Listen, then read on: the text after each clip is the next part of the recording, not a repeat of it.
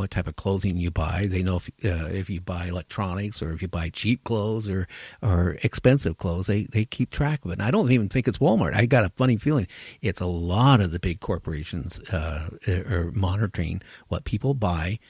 And then that's how they sell you. You know, you go on your computer, right, and you're looking at YouTube or you're looking at Facebook or whatever, and all of a sudden these ads start popping up on your computer. And that's because the things either you looked at on the internet or maybe going into Walmart or Target or Sears or whoever. And that is scary. Well, that is scary. And I think it's even going beyond that. And it's gotten to the point where this is spooky because this has been happening to my wife and I.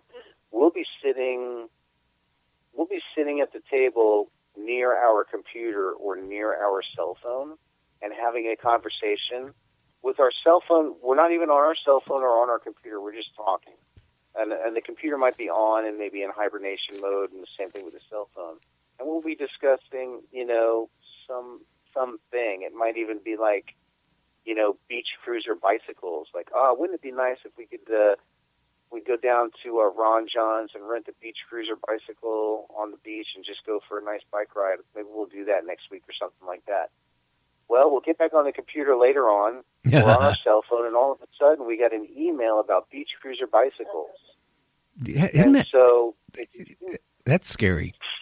That is really scary. Scary because here's the relationship, and this is true relationship. When I worked at headquarters SOCOM, as the data manager there at the Sojixi, I sat next to a guy who worked for MITRE Corporation, MITRE. And what he was doing was he was working on a joint, and this is back in 2000, this is 2004 to 2006, while I was at SOCOM.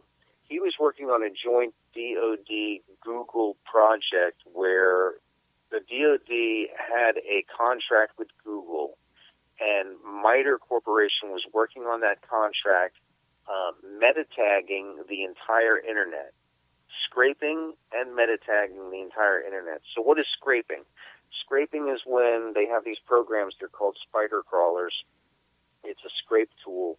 You open up the program, you type in any website into the program, and then you push start. And that spider crawler will go into the website, scrape all of the information off of that website and put it into a database. It'll take all the HTML, all the pictures, all the code, all the words and everything, and it'll scrape it. So DoD, Google, and MITRE scraped the entire internet back in early 2000s, and then they meta-tagged the entire internet. Basically, Google is owned by the DoD. Meta-tagging means that the thing about what makes Google so popular is that it has it's the best search engine in the world. It's meta-tagged to every web page on the internet. And so if you type in a word like beach cruiser or a term, it's going to pull up every page on the internet that has that term beach cruiser. It's meta-tagging. It's like it's tagged to that word. They've databased every single word and tagged every page. So now with voice command and keystroke capturing, and being the DoD and Google are joint working hand in hand, and also with YouTube also, if you're sitting there and you're talking about something and you're within earshot of a cell phone or a computer, it seems like that with the meta tagging, you're basically pulling up information. It's directly targeted to you. So when I say beach cruiser, the computer, it goes out into Google, pulls up all the pages, and knows where I am, and it directly target markets me. It's kind of like that movie Vanilla. You ever see Vanilla Sky with Tom Cruise? Yes. A long time ago. Yeah.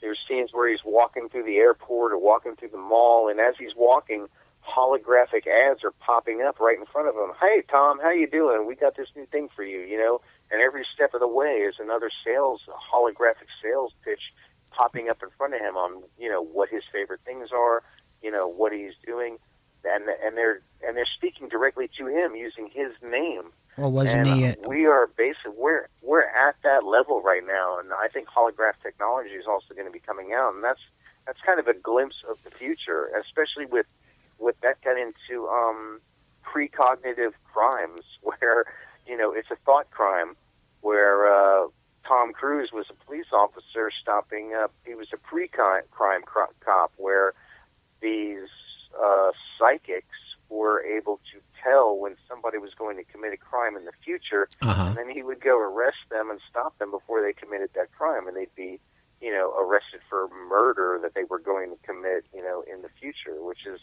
we might be dangerously close to that. And that also I've heard, and like a lot of the new TVs and stuff, if they wanted to actually monitor what you're saying in your living room or bedroom, they can do it. I don't know if that's true or not, but I've heard it and read it.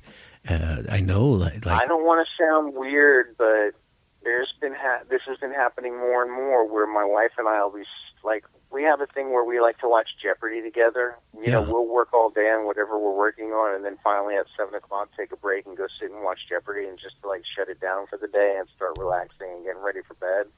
And we'll be talking about something throughout the day or whatever, and then we turn on Jeopardy, and the same exact thing we were talking about comes out in the questions in Jeopardy. And it's just weird. Sometimes we look at each other and go, is Jeopardy spying on us too? The commercial things will come up in TV shows and game shows, and maybe we're all just part of the same pop culture and talking about the same things, so it's part of the general knowledge base and is what's going into writing, but it's eerie sometimes. It's, so close to the things that we're discussing throughout the day that I almost wonder if a TV show is, with quantum computing, they could pull out any number of realities of that Jeopardy and broadcast it directly to us into our home. I don't manipulate know if that's it, happening, but I think if we can imagine it or think about it or formulate it as a possibility, then it's possible. I think anything's possible.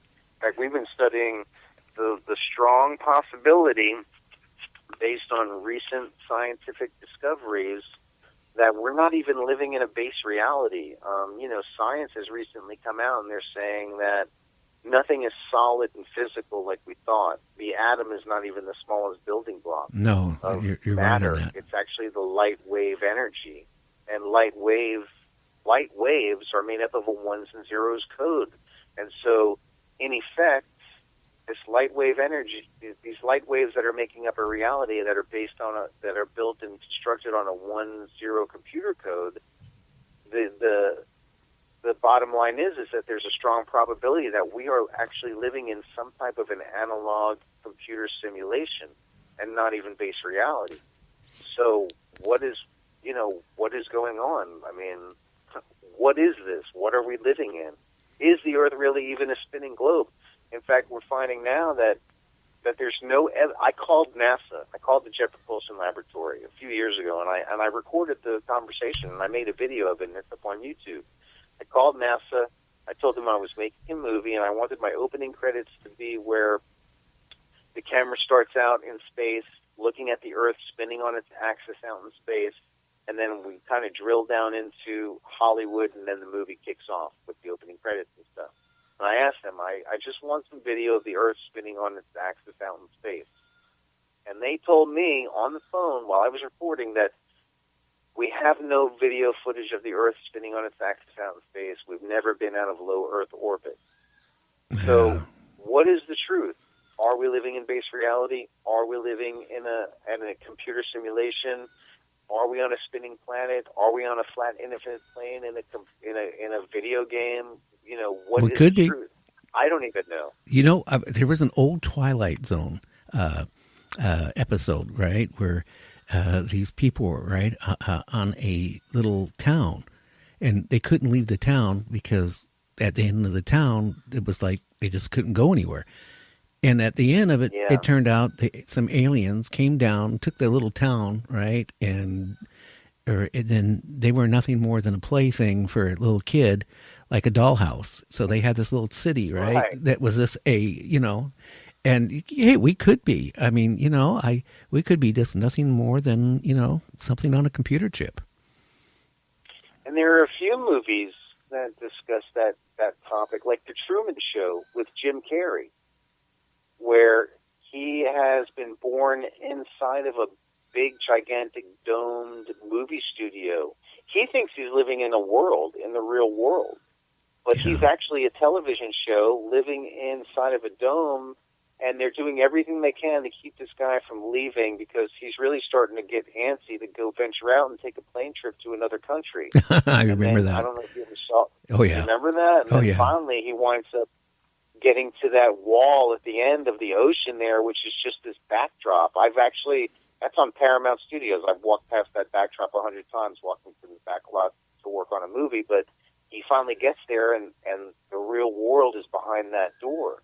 Yeah. Same thing with the movie The Village by M. Night Shyamalan, where these kids are growing up in this Amish type of an environment where they're living out in this, beautiful, I guess, wooded area in cabins, and it's a small community, and they think they're living in the 1800s. Yeah. And then, and then there's these wicked spirits in the woods all around the perimeter where they live, so everybody's afraid to go past those evil spirits in the woods because there's something out there that'll get them.